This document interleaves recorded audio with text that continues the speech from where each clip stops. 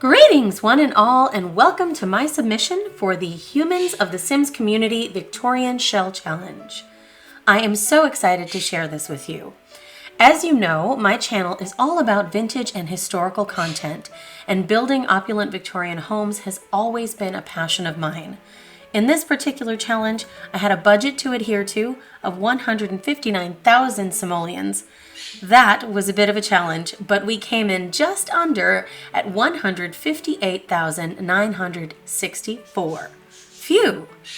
This beautiful old home was originally built by Josiah Olson and his wife Aurelia in 1867.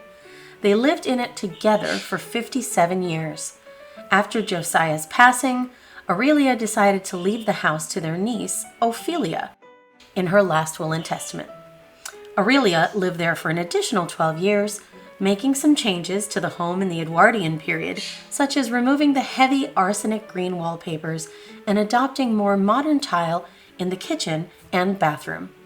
She decided to leave the men's parlor and other unused parts of the house intact, afraid to destroy its old world charm. Ophelia Merrick was awarded the home in late 1936, when she began to make her own changes in decor. She was a widow and maintained the house alone from the late 1930s through the early 1960s. Her late husband had a secret, however, and had sworn Ophelia to secrecy until her final breath. Upon reading of Ophelia's will, it was found that a Miss Sarah Atherton was the new owner of the home.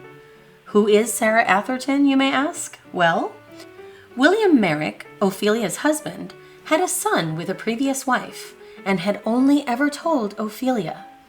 His son's family lived far away and had sadly become estranged. And so it was that Miss Sarah came to live in our happy family home, the daughter of John and Mary Merrick, long-lost family of William Merrick. She has been working as a photographer and hopes to become a filmmaker someday.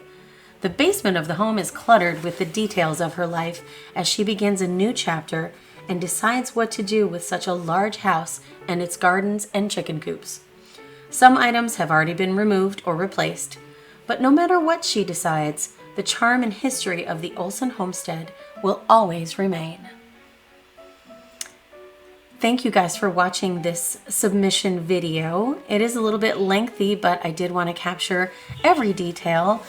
If you watched my videos in the past or seen my Victorian builds, especially some of my horror builds that were quite Gothic, I do tend in that direction and make them very, very opulent and very rich and luxurious with the heavy dark wallpapers and the very overdone lamps and furniture. This build was a little bit different, only because I wanted it to look like a home that was still very much stuck in the Victorian era, but in kind of a charming way, in the way that people have tried to come in and leave their own stamp on it, but have also been afraid to make too many changes. So it maintains some of that more stuffy, cluttered appearance, while at the same time showing signs of the modern, like our basement, for example, where Miss Sarah has left all of her things that she's moved in. She now has laundry machines there that she can use. That's very modern.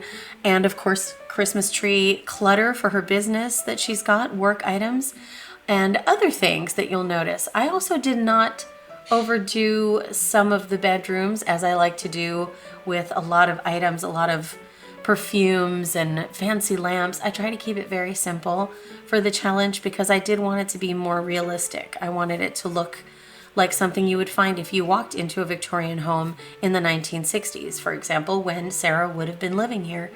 So you would see the dark woods in a lot of places that would make it feel a little bit more enclosed, and maybe some opulent fabric, some very, fancy fabric, fancy curtains, draperies, window treatments that may or may not look like something you would have selected at that time, but that somehow went with the original wallpaper and paint, some of which has changed. So there would have been some heavy green paper in maybe the drawing room or the front parlor, but those have gone, but they're still quite antiquated compared to the 1960s.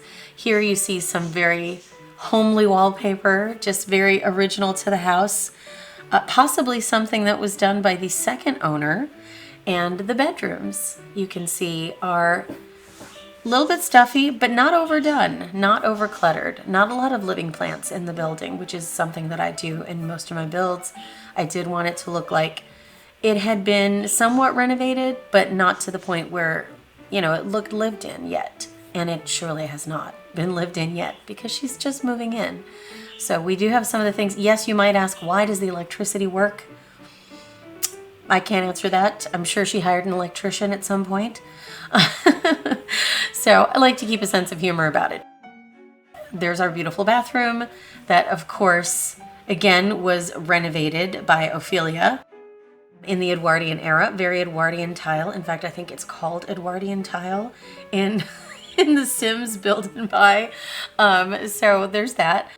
Not new toilets, not at all. The toilet has not been changed out for a modern toilet. So I'm basically saying that older details are here from when Ophelia lived in the house. And that is the story I had in my mind as I built this house, was not how fancy can we make it and polished. And of course the budget was part of that. But I could have allotted more of the budget towards decoration, and I just simply wanted it to look like it wasn't perfect. I wanted it to be somewhat imperfect, but still have that kind of cluttered Victorian vibe where you see things in a room and you think, should that really be here? Or those things don't really go together, do they? And again, I am a fan of the vintage and I love the Victorian era. So I say that from a warm place in my heart. There are just some things in a Victorian home that seem a little too much. I did omit some of the walkthroughs on the balconies for time's sake, but I did have those originally. Really just chairs and a little bit of lighting out there. A few rocking chairs here and there. Reading nook. I like to throw those in whenever I can in a master bedroom. And of course this would have been Ophelia's bedroom and will now be Sarah's bedroom. So the walls are fairly bare. There are a few pictures in a couple of the rooms, paintings, but not a lot. Not what I would usually do in a home.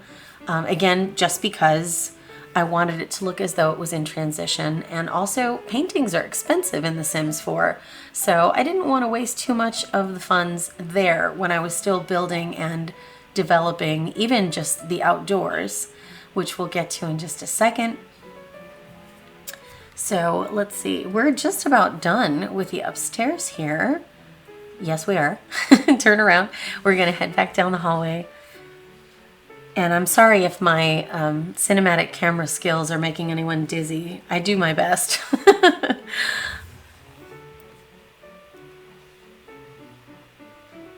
Heading back down to this landing area. And I deliberately made some of the woodwork mismatched because it occurred to me that there would have been some rebuilding or renovation, especially on the staircase, at some point in the house's history. So it's not a perfect match. And some of the wood is also more weathered, like in this attic, for example. There are a few more knots. It's darker and worn, but it's a cute little writing nook and painting nook up here. Not sure who might have used that. Maybe Ophelia's husband, because it kind of looks like it's been sitting for a very long time. We did see some canvases downstairs, however, so you never know. Sarah is artistic, so she may be taking up painting in addition to photography. Little picnic gear and some clutter. I felt like that was somewhat realistic, although probably if I was doing a more Gothic story where maybe the previous owner had died and willed the house, I might have made the attic more cluttered with more, you know, like spider webs and cobwebs and such, a little more dirty, a little cracked wallpaper or cracked brickwork. But again, the budget. I didn't want to spend a whole lot of money on those details, even though they add a lot of character, because I really wanted to preserve just the basic structure of the house and the storyline, which again, I had in my mind while I was building. So we're gonna make our way out.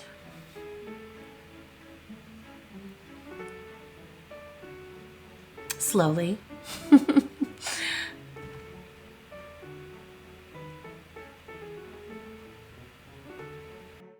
It's daytime again. Ah, the pure magic of editing.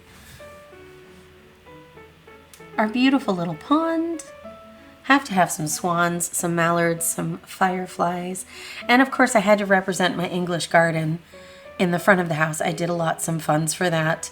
Usually they're a lot bigger, but I wanted this to look like something that someone maybe could have maintained for Ophelia and had been kept on. Maybe a company had taken over and been doing her gardening up front, so that whoever moved in and whoever, would end up seeing the house in general, just, curb appeal, got to keep it up, that they would have that manicured and ready to go. And therefore it is still quite beautiful. The backyard definitely deserves a disclaimer. We've got a little kind of a potting area on that first balcony out back, a little porch. And this patio area out back, I wanted it to look as if it was in disrepair, as if no one had the opportunity to add something modern like a full deck with, entertainment and a more modern grill, and just have that little tea set and table there that would have been maybe on the lawn at one point. Someone tried to pave a little area and it's been breaking apart over the years. And here is our family grave area, which is not unheard of in this time period.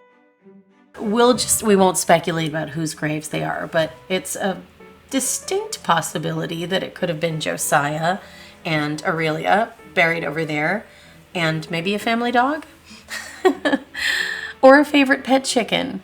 So here we are at the chicken coops. Happy chickens, still thriving on the property, and what I'd like to call a modest all-season garden here. So plants will bloom in all seasons and will keep the family thriving because they grow most of their vegetables, or they did. And that's something that Ophelia left for Sarah. So hopefully she'll be able to maintain that. As young and busy as she is, again, our lovely little pond is one of my favorite features. Very simple. Again, not what I would normally do. Normally I would load it up with big rocks and different plants, but I love the simplicity of it. It is partially budget driven, but not all. I hope you enjoyed my tour. I hope you see my vision. And as always, thank you for watching. I hope you are happy, safe, and healthy, and that you have a beautiful day.